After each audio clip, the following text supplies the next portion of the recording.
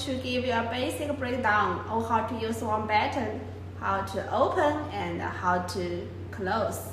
Here is one foam button, foam grip that I carried on my bag every day. To open one button is very easy. Just use your wrist and it opened.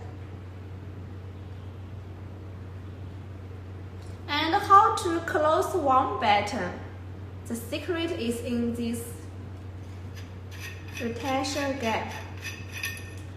This is the important part in the button.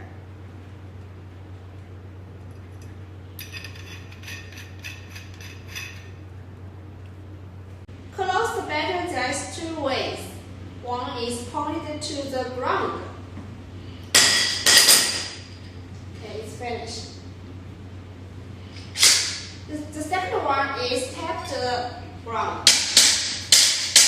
And you use your hand